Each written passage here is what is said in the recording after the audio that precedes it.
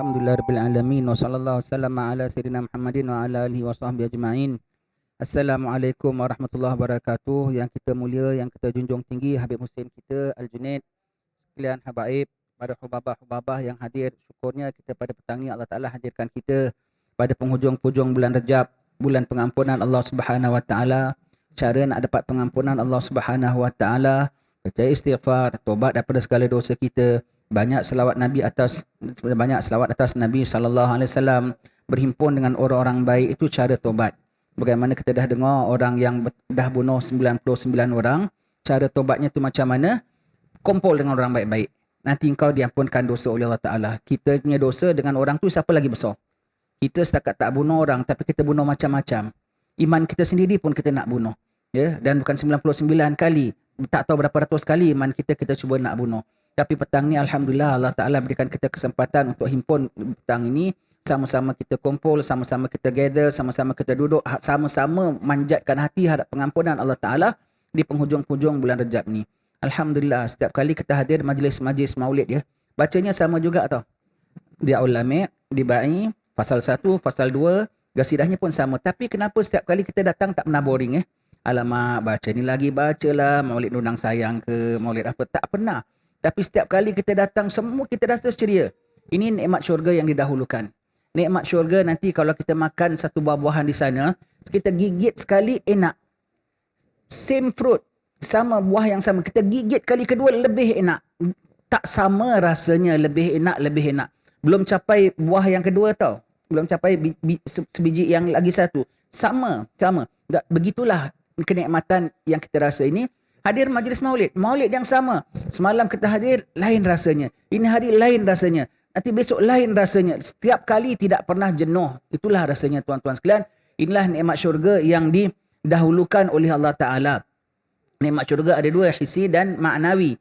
Nikmat yang hissi itu mahligainya, piala-pialanya, sungai mengalirnya. Mudah-mudahanlah satu hari nanti kita dapat, walau macam mana besar dosa kita sekalipun, Allah berikan kita dapat masuk jannah. Ya, dan nikmat maknawi diberikan Allah Taala walau di dunia sekalipun. Alhamdulillah sekarang ni kita berada di hujung bulan Rajab. Sebelum kita nak bincang tajuk kita pada petang ni, kita nak bincang tentang para sahabat Nabi sallallahu alaihi wasallam dalam siri pertemuan kita ini. Saya nak mention satu perkara lah, teringat kitab Habib Abu Bakar Andini Al-Masyhur ya, tentang fiqh tahawulat. Apabila nanti fitnah dah mula datang, ketika itulah kena jaga tangan lepas, jangan tasbik, makruh. Kita kena jaga sekali yang nama hadis Nabi sallallahu alaihi wasallam, yang nama muslim ialah apabila selamat muslim lain daripada bencana lisannya dan bencana tangannya. Kena jaga ini khususnya pada zaman fitnah nanti, dan sekarang sudah mula masuk.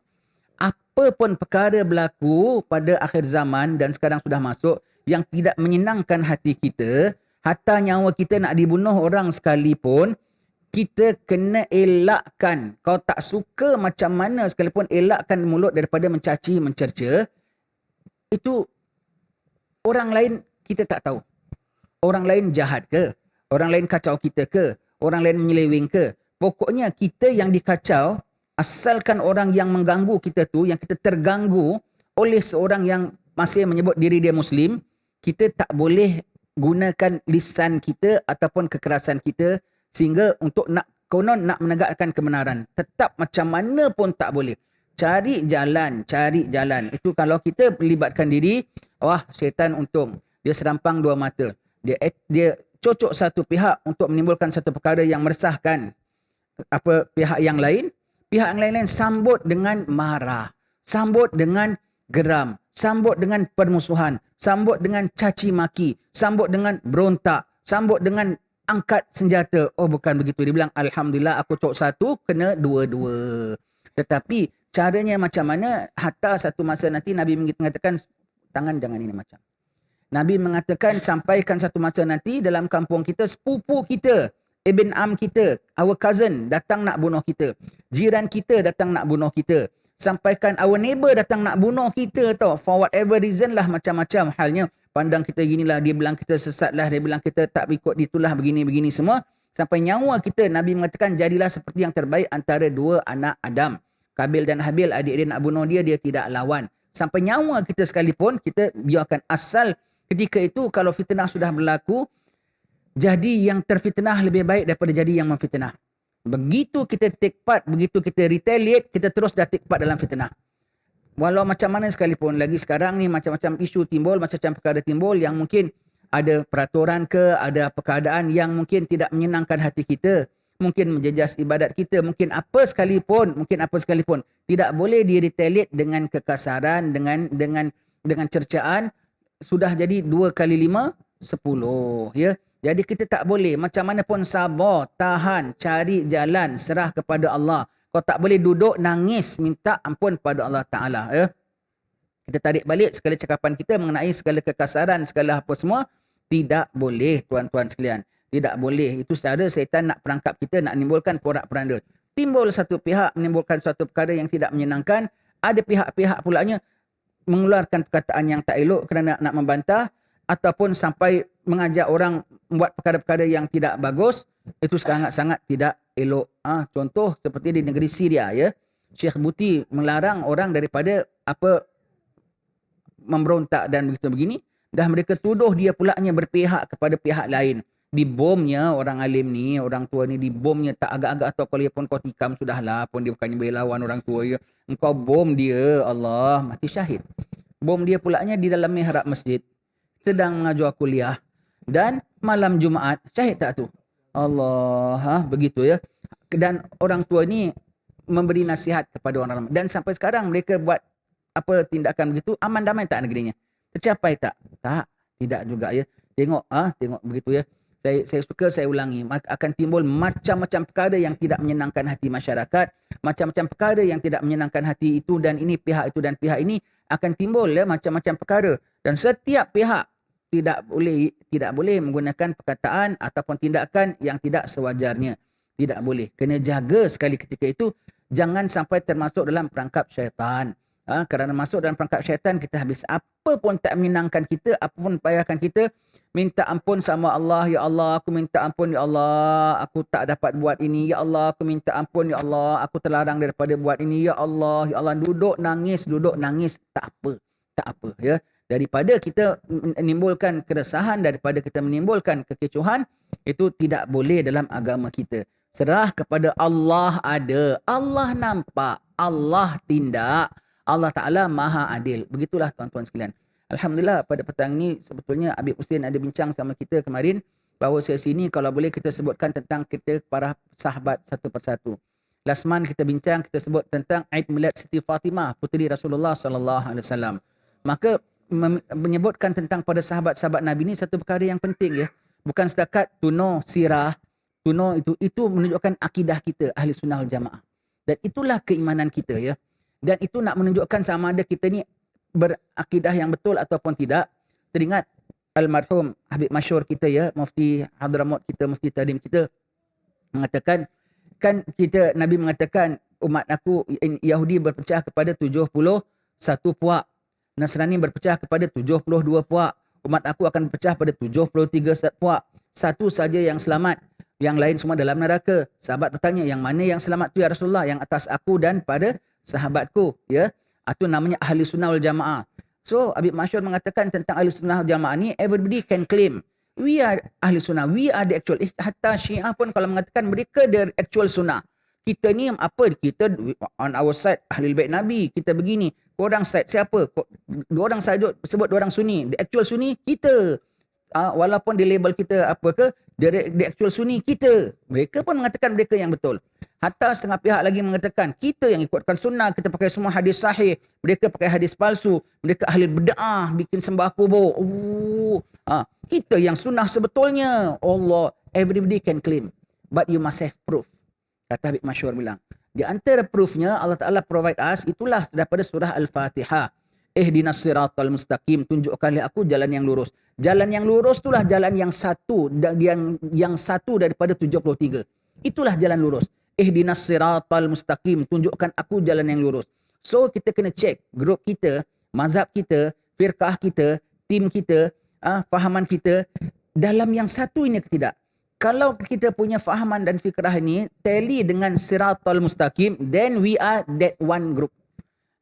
Kalau kita dan siratal mustaqim ni tunjukkanlah aku jalan yang lurus. Jalan yang lurus ni jalan siapa? Siratal ladzina an'amta alaihim. jalan mereka yang telah engkau beri nikmat.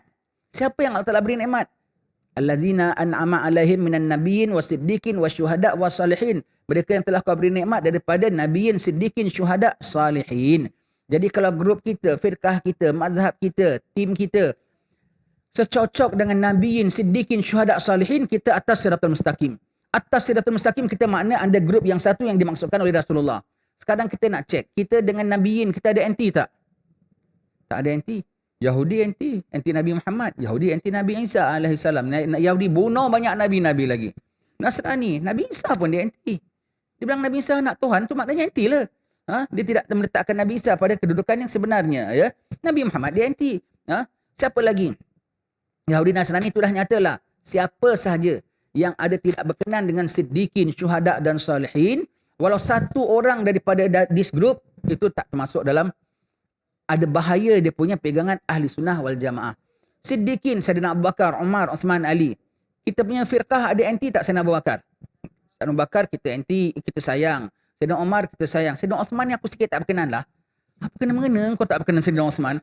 Satu saja Sayyidina Uthman kau tak berkenan, kau out. Walaupun the whole siddiqin kau berkenan, satu saja kau tak berkenan, itu ada tak payahlah kau bilang aku Syiah ke, aku Wahabi ke, kau ada sedikit gitu aja, itu tanda-tanda tak sejahtera engkau punya siratal mustaqim. Begitu ya. Tak sejahtera. Seperti setengah orang anti Sayyidina Ali. Whenever mention Sayyidina Ali lah Siti Fatimah, dia bilang, ni Syiah ni, Syiah ni. Macam dia tak suka pulanya. We mention Sayyidina Ali, we mention Siti Fatimah, dia tak suka. Dia bilang kan, ni kau cinta-cinta Ahlul Bait ni, tanda Syiah ni. Tanda Syiah lain cerita. Tapi jangan sampai cakap tu berbau kau uncomfortable, we sayang salah satu daripada Ahlul Bait Nabi sallallahu alaihi wasallam. Kalau mana daripada pihak ini siddiqin, syuhada, kita sebut pada syuhada kita ziarah makam Uhud, kita ziarah Sayyidina Hamzah, kita sebutkan semua itu semua. Kita tak ada anti. Wassalihin, Imam Syafi'i kita tak hinakan, Imam Ghazali kita hinakan. Yang ada mereka, Sayyidina Abu Bakar mereka muliakan. Sayyidina Umar mereka muliakan. Imam Syafi'i mereka bilang cannot follow. Why must follow Imam Syafi'i? Follow Nabi. Imam Ghazali ahli bid'ah, banyak hadis palsu. Nyata-nyatalah kalau begini bukan dalam that one group. Kerana apa? Ada golongan daripada salihin, syuhada, nabiyin, siddiqin, kau anti walau satu orang sekalipun. Alhamdulillah kita ahli sunnah wal jamaah, tengok ya. Kita sembahyang tarawih. Al-Khalifatul Awwal Amirul Mu'minina Sayyidina Abu Bakrin Siddiq radhiyallahu an. Kalau kita tak minat Sayyidina Abu Bakar, kita baca radhiyallahu an tak? Tak baca, pasal kita minat Sayyidina Abu Bakar. Kita dalam khutbah, wardallahumma an khalifati nabika bitahqiq Amiril Mu'minina Sayyidina Abi Bakrin Siddiq wa an Zahidil Awwab an-Natiqi bis-Sawab Amiril Mu'minina Sayyidina Umar bin Al-Khattab. Semua tu atas mimbar kita sebut. Dalam tarawih bulan Ramadan kita sebut. Itu semua tu melambangkan bahawasanya kita cinta kepada nabiyin, siddiqin, syuhada, salihin. Dan alhamdulillah itu satu tanda kita dalam siratal mustaqim. Kitalah dalam ahli sunnah wal jamaah yang sejatinya. Ya. Jadi kita sebut tentang sahabat, cinta tentang para sahabat itu adalah satu perkara bukan setakat to know history saja. Tetapi itu adalah menunjukkan bahawasanya akidah kita tu dalam landasan yang betul, dalam landasan yang benar. It's important. Lepas itu disebutkan dalam tarawih, disebutkan nama mereka, dalam khutbah disebutkan mereka. Biar anak cucu kita, biar masyarakat tahu fahaman kita tidak ada disagree dengan mana-mana yang syuhada salihin kita katakan tadi. Sayyidina Abu Bakar radhiyallahu an, orang pertama masuk Islam. Ya. Sayyidina Abu Bakar daripada Bani Tamim, orang Quraisy juga. Umurnya 2 tahun lebih muda daripada Nabi SAW. Ya. Beliau ni orang kaya raya. Ada puluh ribu dinar, dirham pernah ada. Tapi bila masuk Islam, sampai semua sekali dia belanjakan. Sampai Nabi seru untuk sabilillah, Umar pun datang dengan bergegas. Rela nak beri separuh daripada hartanya. Separuh banyak tau, separuh banyak ya. Separuh banyak. Umpamanya lah kita ada rumah satulah, rumah taman, ada kereta, ada itu, ada ini semua. Dah calculate semua, separuh nak beri. Umpamanya ya. Rumah taman tukar nak beli rumah flat ajalah. Kereta tukar nak beli daripada kereta besar tukar kancil ajalah. Itu dah kira berkorban tak? Kira berkorban. Sayyidina Umar datang bawa separuh hartanya Rasulullah. Rasulullah bilang kau dah didahului Umar oleh Abu Bakar. Abu Bakar serahkan everything. Everything dia serahkan. Not once tau. Many time. Masa nak hijrah Nabi SAW pun, Nabi ajak dia hijrah, dia menangis kesyukuran Nabi ajak dia. Nabi ajak dia. Maka dia keluar saja, bapak dia datang, Abu Quhafa datang, tanya anak-anak cucu-cucunya. Bapak mundi? Dia selungor, Yai. Dia tak cakap Jawa lah. Ini kita yang terjemah bahasa Jawa. Ini kita Jawa. Takkan bapak Abu Bakar cakap Jawa. Dah pergi, Atuk. Bapak engkau ni ikut sangat dengan Muhammad semua. Ada tinggal kawan-kawan duit tak? Bapak dia buta. Dan Abu Bakar bapak dia buta. Ada tu. Semua takut. Panik. Siti Aisyah, Siti Asma semua. Dia ambil batu kerikil. Dia masukkan dalam ponjin. Dia taruh duit siling berapa sen ke atas. Itu sahaja tinggal family dia berapa sen sahaja. Berapa sen saja. Cucunya taruh gitu, taruhkan bersiling, ikat ketat-ketat. Ni tu, datuknya pegang, ting, ting, ting. Banyak juga nasib baik-baik kau tinggalkan. Not once tau diserahkan segala-galanya. Dia hanya serahkan family-nya, Allah dan Rasulnya sahaja. Dan dia untuk apa? Dan dia tinggal sahaja. Dia tinggal saja. Isterinya 4, Sayyidina Abu Bakar. Setiap isteri ada 6 anak. Jadi anaknya berapa? 24. Bagus. Orang kalau boleh buka branch dan dia ada mampu, itu kita jangan larangkan. Jangan yang miskin papa kedai dengan nak kahwin 2-3, aku tak suka. Tak bagus. Tak, nanti merana isteri satu pun tak terjaga, nak kahwin 2-3. Yang layak dan patut, bismillah. Tawakal Allah. Perkara baik. Baik. Apa Sayyidina Abu Bakar Siddiq? Dia masuk Islam secara pelik. Kadang-kadang kita baca setengah-setengah buku sirah, tak mention tau dengan Abu Bakar tau. Walaupun tulis kepada orang mazhab kita.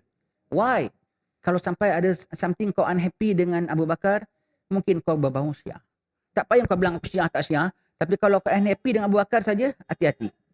Ataupun kau tak ada any issue dengan Sayyidina Abu Bakar, tapi kau tak minat dengan hadis dengan ayah Abu Bakar masuk Islam, kau berbau Wahabi.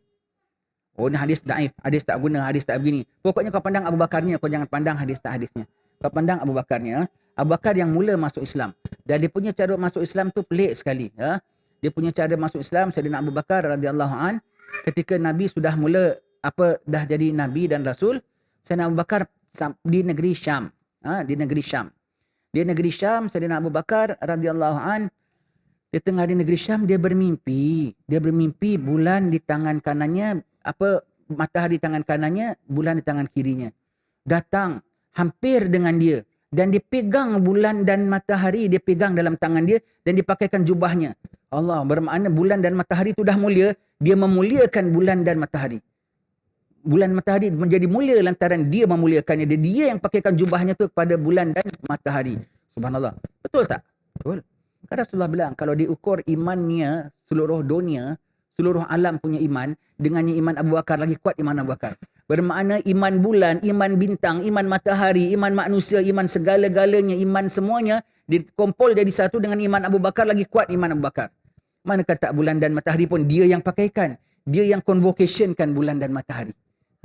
Abu Bakar punya status. Very high level.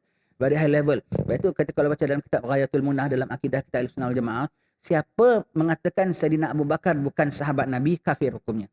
Sebab dalil persahabatan mereka itu ialah dengan Al-Quran. Ketika Sayyidina Abu Bakar pergi hijrah dengan Nabi, kan dia 2 orang dalam gua, turun ayat. Maka apabila Rasulullah dia bersama dengan sahabatnya di dalam gua, ayat tu semaklah ayatnya, saya tak hafal apa ayatnya, tak hafal. Dia kata kepada sahabatnya, jangan duka cita, sahibihi, dengan dalil ayat Quran. Maka siapa mengatakan Sayyidina Abu Bakar itu dia mempertikaikan sahabatnya Sayyidina Abu Bakar dengan persahabatan Sayyidina Abu Bakar dengan Rasulullah, hukumnya kafir. Kalau dengan yang lain-lain tu masih ada boleh pertikai-pertikai. Abu Bakar, siapa kata Abu Bakar bukan sahabat Nabi, kafir immediately hukumnya. Na'udzubillah. Alhamdulillah kita tak kafir. Alhamdulillah. Kita sayang Sayyidina Abu Bakar. Kita muliakan Sayyidina Abu Bakar. Buang hati dengki kau sedikit dengan sahabat Nabi. Kau tak ada kena-mengena pada zaman dia. Berani kau nak cerca dia pulanya. Ya. Nabi pernah ditanya, siapa orang paling kau sayang, wahai Rasulullah? Nabi mengatakan, Aisyah. Kemudian dari laki-laki siapa? Dari laki-laki ayahnya Sayyidina Abu Bakar. Tanpa nafikan kedudukan Siti Khadijah, tanpa nafikan kedudukan Siti Fatimah, anak anda Nabi. Siti Aisyah, Nabi mention orang yang paling Nabi sayangi. Dan di kalangan laki-laki ialah ayahandanya Sayyidina Abu Bakar radhiyallahu anhu. Sayyidina Abu Bakar masuk Islam, dia mimpi begitu. Kemudian ditanyakan, ketika itu dia berada di negeri Syam. Dia berada di negeri Syam, maka dia ditanyakan mimpi dia itu kepada seorang rahib Nasrani. Aku mimpi begini-begini. Tanya, kau dari mana? Aku daripada Mekah. Ada Kaabah. Oh, ada Kaabah di situ. Oh, tempat yang ada Kaabah Baitullah. Itu. Kalau gitu, engkau pun cerita yang aku dah baca dalam Taurat dan Injil. Muhammad dengan sahabatnya apa-apa semua begitu. Nama kau dah being mention. Kau akan beriman dengan Nabi ini.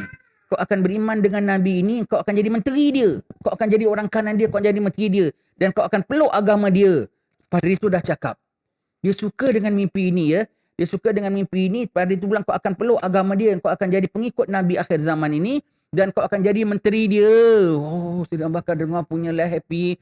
Maknanya dia akan anut agama yang sebenarnya. Yang orang Nasrani pun mengatakan ini agama Nabi yang sebetulnya. Balik dia Mekah, dia bilang orang tu namanya Muhammad begini semua. Tapi dia masih ragulah. Masih ragu. Dan dia mula minat dengan Nabi Muhammad sallallahu alaihi wasallam. Dah kenal Nabi. Dah kenal Nabi. Orang sekampung kan. Dah kenal Nabi. Dia mula rapat-rapat dengan Nabi. Rapat-rapat dengan Nabi. Dan Nabi dah terima wahyu. Baru terima wahyu. First person after Siti Khadijah. First person dari kadang lelaki dewasa ialah Sayyidina Abu Bakar. Mula Khadijah, kemudian Sayyidina Abu Bakar, kemudian baru apa? Sayyidina Ali. Maka Sayyidina Abu Bakar, dia rapat-rapat dengan Rasulullah sallallahu alaihi wasallam. Rasulullah bilang, "Ya Abu Bakar, kau dah rapat dengan aku, dah bersama dengan aku. Kenapa kau tak masuk Islam? Anutlah agama ini." Kemudian dia teringat, "Wahai Muhammad, kalau kau betul Nabi dan Rasul, dah tentu ada mukjizat. Mesti ada mukjizatnya, ya. Mesti ada mukjizatnya." Apa Rasulullah tunjukkan mukjizat? Takkah cukup Abu Bakar dengan mimpi yang kau nampak ketika kau di Syam? Padahal dia belum bilang. Dia belum bilang Rasulullah. Dia bilang. Dan yang dah ditakwilkan oleh rahib Nasrani yang di Syam itu. Terus dia asyhadu alla ilaha illallah wa annaka Rasulullah. Syahadat depan dan dia terus berjuang dengan Nabi sebab dia dapat first hand. Dan dia dapat gelaran As-Siddiq. Orangnya lemah, orangnya kurus Sayyidina Abu Bakar. Minta maaf ya. Tuan-tuan kalau nak beli gambar-gambar Habib-Habib tu ya. Tolong jangan beli yang ada gambar lukisan. Yang lukisan semua tak boleh ya. Fotograf boleh. Fotograf boleh. Itu kalau lukisan itu termasuk dalam meniru ciptaan Allah Subhanahu Wa Taala, nanti dia minta nyawanya. Tak boleh. Yang ada gambar yang Habib-Habib tu ada yang Sayyidina Abu Bakar pun ada tau. Mana dia dapat gambar Sayyidina Abu Bakar? Gagah pula orangnya. Datanglah kau punya pembohong. Sayyidina Abu Bakar orangnya kurus, cengkung, matanya ke dalam. Matanya ke dalam, dagunya keluar, orangnya putih. Orangnya putih. Lebih kurang muka-muka Arab lah gitu ya. Dagunya keluar begitu sedikit. Kurus Sayyidina Abu Bakar orangnya kurus, cengkung. Orang bilang bahunya drooping. Bukan dah ada bidang. Nabi dah ada bidang. Sayyidina Abu Bakar begitu. Tapi perkasa Sayyidina Abu Bakar. Perkasa Sayyidina Abu Bakar. Makanya 7 hari sekali kok Sayyidina Abu Bakar. Dia punya dalam bab makan kita boleh baca kitab Nawar Bagi Hati. Makanya 7 hari sekali. Dia maksimiskan dia punya hunger. Sayyidina Abu Bakar dia. Begitu ya. Sayyidina Abu Bakar. Orangnya kurus. Dia punya taat dengan Rasulullah sallallahu alaihi wasallam. Dia punya zuhud dengan Nabi sallallahu alaihi wasallam. Sayyidina Abu Bakar yang merdekakan Sayyidina Bilal bin Rabah. Apabila Sayyidina Bilal kena siksa ahad, ditekan dengan batu panas, dia dengan batu panas di tengah padang pasir sepanas-panas dibaringkan Sayyidina Bilal, ditekan dengan batu, dipijak dengan mereka, dia sebut ahad. Datang Sayyidina Abu Bakar merdekakan dia. Merdekakan. Sukanya Sayyidina Bilal pada janji hamba orang kafir dia hanya begitu baik jadi hamba Sayyidina Abu Bakar. Rupanya Sayyidina Abu Bakar ambil bukan untuk jadi hamba dia, untuk jadi friend dia. Ambil tapi dia punya tak termahak, dia bukan merdeka atas tangan dia, diserah kepada Rasulullah, maka merdekanya atas nama Rasulullah. Lepas tu Rasulullah namanya Maulal Bilal. Jadi yang merdekakan Sayyidina Bilal ialah Rasulullah. Sayyidina Abu Bakar beli, diserahkan kepada Rasulullah. Tengok dia nak buat pahala. Dia sendiri merdekakan, dia dapat pahala besar dah. Tetapi dia nak pahala lebih besar, dia berikan penghormatan itu kepada baginda sallallahu alaihi wasallam.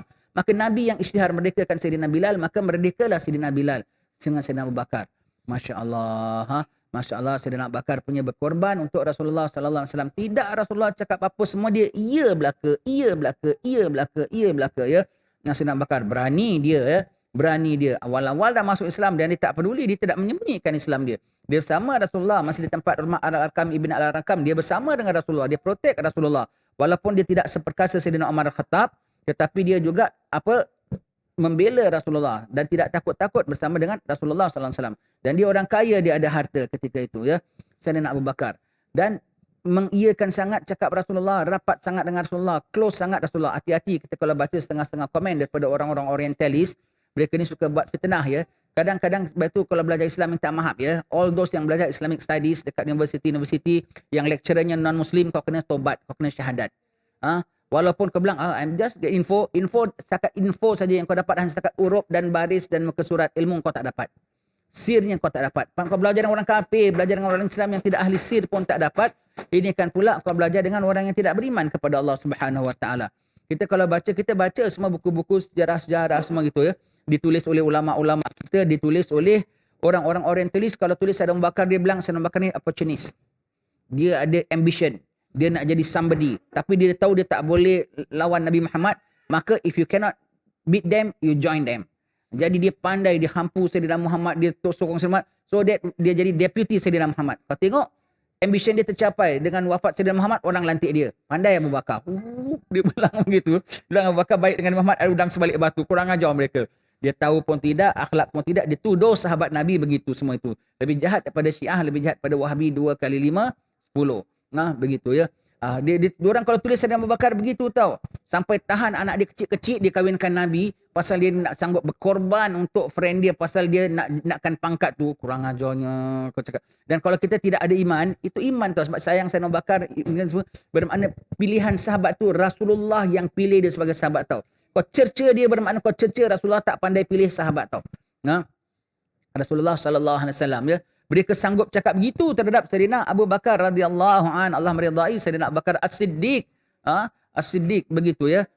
Nabi sudah cakapkan begitu ya. Sayyidina Abu Bakar. Setiap apa Nabi cakap dia mengiyakan, dia mengiyakan. Dan dia punya gelaran menjadi As-Siddiq itu, yang lain pun Siddiqin juga. Sayyidina Umar, Sayyidina Uthman semua. Sayyidina Ali semua minas Siddiqin. Orang yang ada ciri-ciri kebenaran.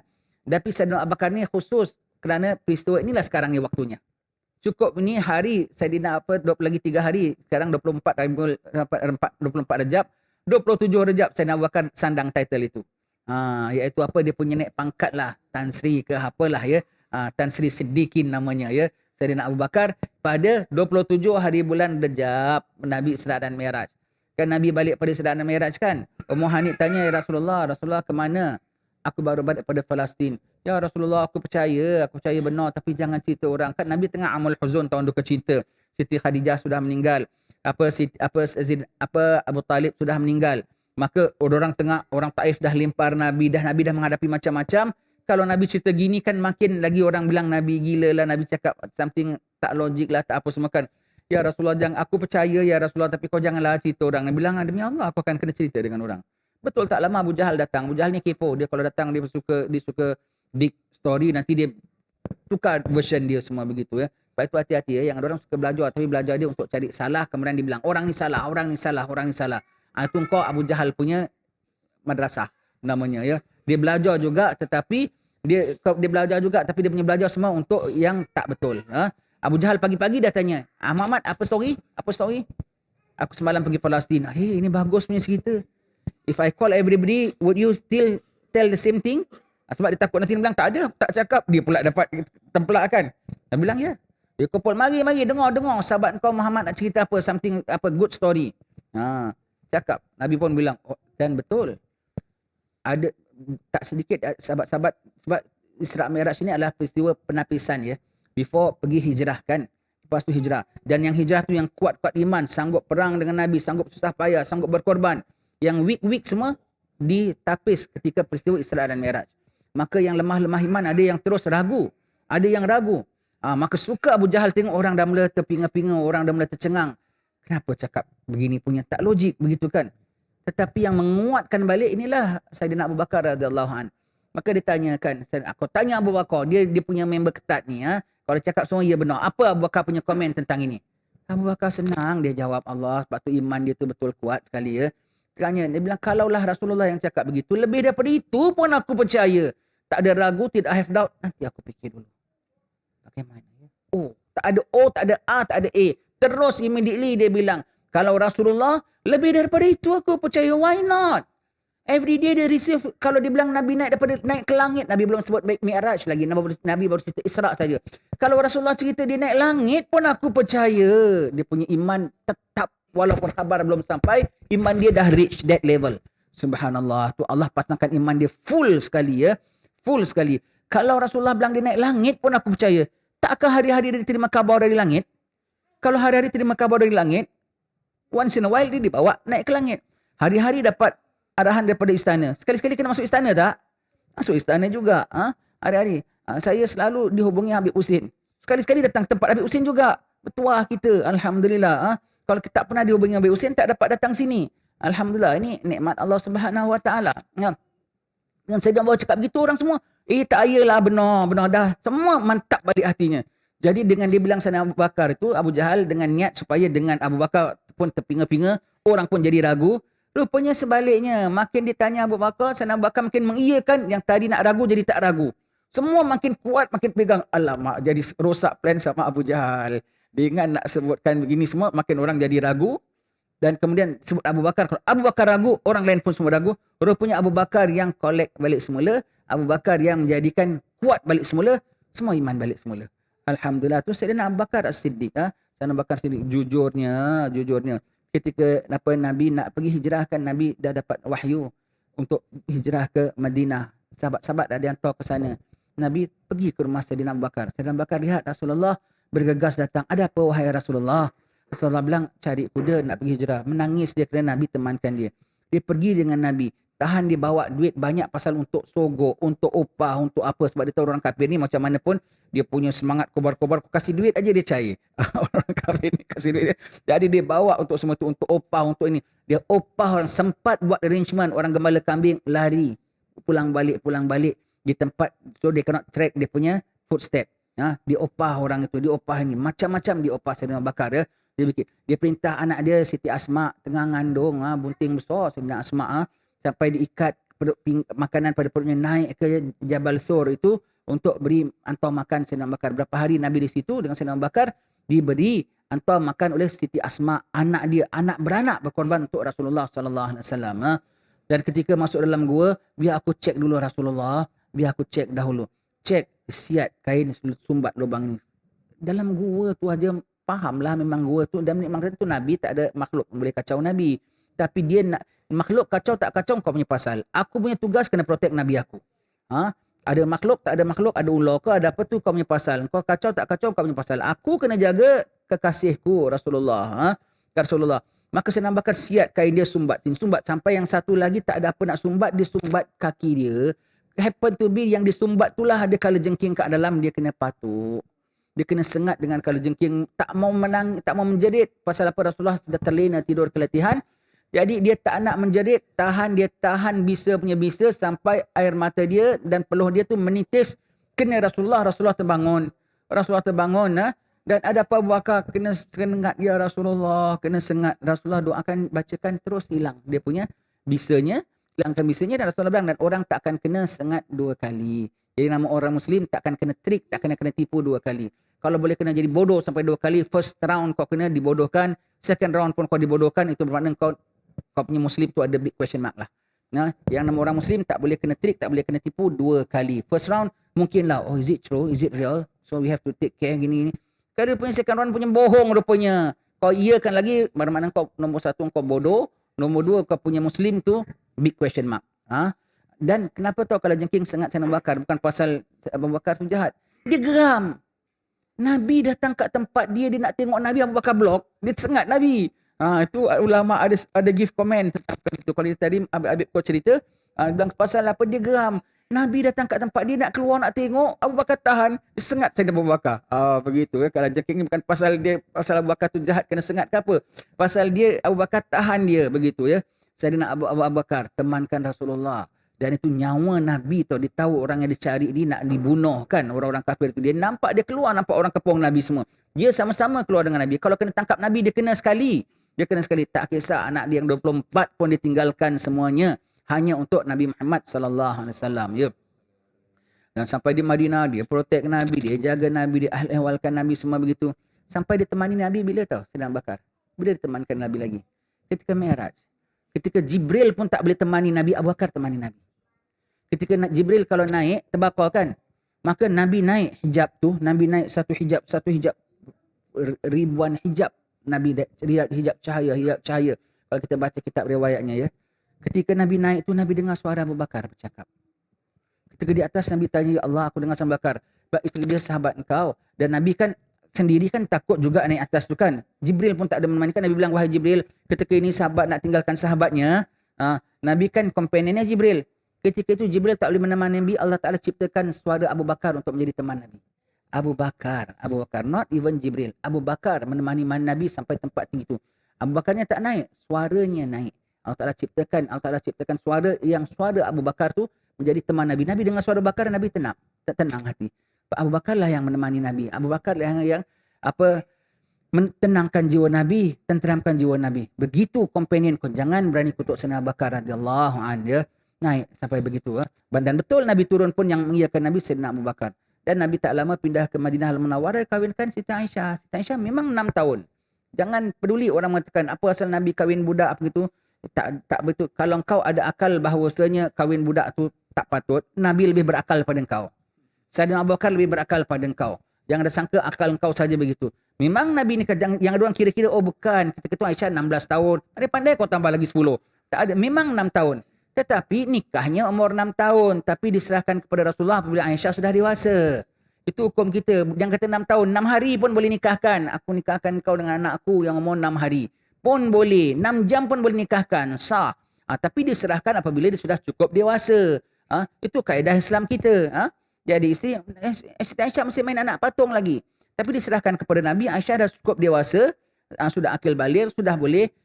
Tubuh badannya sudah boleh bersuami. Maka diserahkan kepada Rasulullah sallallahu alaihi wasallam. Jangan kan apa Rasulullah kahwin dengan budak, Sayyidina Bakar kahwinkan dengan anak begitu. Memang kahwin dengan budak, memang nikah dengan anak. Tetapi berhidup sebagai suami isteri apabila Aisyah sudah bersedia, sudah cukup dewasa. Jangan kau komen perkara ini.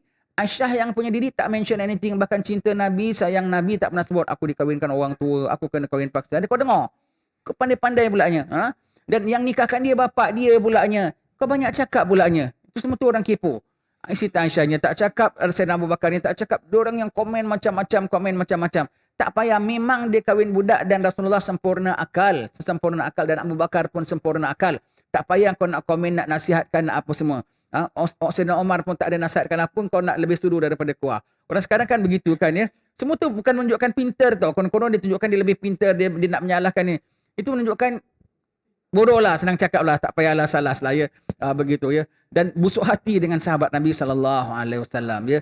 Sampai sebelum wafat Nabi SAW pun Nabi serahkan pada siapa untuk pimpin jadi imam? Sayyidina Abu Bakar juga. Siti Aisyah. Pandai-pandai Siti Aisyah. Dan itu cuma jadi satu dalil ya. Kita kalau pakai baju, kan jangan di bawah buku lali kan. Tapi ada satu dalil kalau terbawah buku lali pun bukan kerana mengada-ngada. Kerana that's our way of dressing. Kan kita pakai seluar kan bawah buku lali. Gulung makro. Kalau nak atas buku lali pakai kain atas buku lali ke pakai singkat kan. Kalau memang cara kita pakai seluar jeans apa semua bawah buku lali, gulung makro. Ingat, gulung makro, no excuse. Tapi kalau pakai di bawah buku lali ada certain clause yang mengharuskan. Abu Bakar. Nabi sebut siapa pakai kain di bawah buku lali masuk neraka, Abu Bakar menangis. Maka kenapa kau nangis Abu Bakar? Ya Rasulullah, baju dia bawah buku lali. Nabi bilang kau pakai bukan pasal khuyala. Sebab Abu Bakar memang pemalu. Sebab itu baju dia bawah buku lali. Bukan pasal dia mengada-ngada ke, dia tunjuk show off ke, banyak harta ke apa. Memang dia punya pakai begitu. Jadi di situ menjadi dalil kalau kita pakai bawah buku lali sekalipun, excusable for certain cases. Contoh dalam kes inilah Abu Bakar. Abu Bakar tak buat benda haram. Abu Bakar tak buat benda makruh pun sahabat-sahabat Nabi SAW. Itu menunjukkan keharusannya. In certain cases, keharusannya. Sebab Sayyidina Abu Bakar begitu. Sayyidina Abu Bakar so special. Sayyidina Abu Bakar wali besar. Nanti Nabi yang sebut tentang bab wuduk. Sebab itu belajar wuduk betul-betul ya. Kalau kau nak jadi macam Sayyidina Abu Bakar, kena belajar wuduk betul-betul. Sayyidina Abu Bakar orangnya wuduk yang paling betul. Dah wuduk, Nabi bilang siapa dah wuduk betul-betul dengan sempurna wuduknya, kemudian mengendah tangan, asyhadu an la ilaha illallah wahdahu la syarikalah, dia layaklah masuk dalam mana-mana 8 pintu syurga yang dia kendaki. Dan satu pintu syurga bukan antara sebelah dengan sebelah. Jauh, besar kan syurga kan. Sayyidina Abu Bakar pergi tanya pula Rasulullah, ya Rasulullah, ada tak orang enter all the 8 doors together? Rasulullah bilang, ada. Aku harap engkau nanti Abu Bakar. So, itu menjadi dalil. Di jannah nanti orang akan nampak gate 1 Abu Bakar, gate tu nampak 8 Abu Bakar. Dan ulama itu menjadi dalil bahawasanya wali-walinya boleh pecah. Nampak dia di sini, nampak dia di Hadramaut, nampak dia di Mekah, nampak dia di Jawa. Begitu ya. Ini tak tahulah, anda kata mungkin ada nampak Habib Husin di Tarim lah. Umpamanya mungkin ya. Mungkin ya. Semua tu tidak mustahil. Itu menjadi dalil. Sayyidina Abu Bakar is that special, Is that special Sayyidina Abu Bakar As-Siddiq. Dan apabila wafat Rasulullah sallallahu alaihi wasallam, insya-Allah akan kita sambung cerita. Ingat dia, catatkan siapa dia catat ya, sebab saya ni tak catat-catat. Aku catat pun dekat mana aku taruh pun aku tak ingat nanti ya. Ingat kalau next time kita bilang pelantikan Sayyidina Abu Bakar menjadi khalifah yang pertama ya. Kewafatan Nabi, Omar so respect dengan Abu Bakar. Omar garang gitu kan. Sikit-sikit pedang, sikit-sikit begitu begini kan. Tapi kalau dengan Sayyidina Abu Bakar dia tunduk, dia obey. Hatta peristiwa Hudaibiyah yang diorang dah ready kan nak masuk Mekah tak dapat semua. Sayyidina Umar orang Jawa bilang dah gergeten, dah geram, dah nak attack saya dengan orang kafir. Rasulullah beli agree pulanya. Semua agreement dengan orang-orang Quraisy ni, agreement tak boleh masuk Mekah, agree. Tak boleh ni, agree. Sayyidina Umar dah geram. Tapi tak berani dengan Rasulullah. Tempat ngadu dia pun dengan Abu Bakar juga.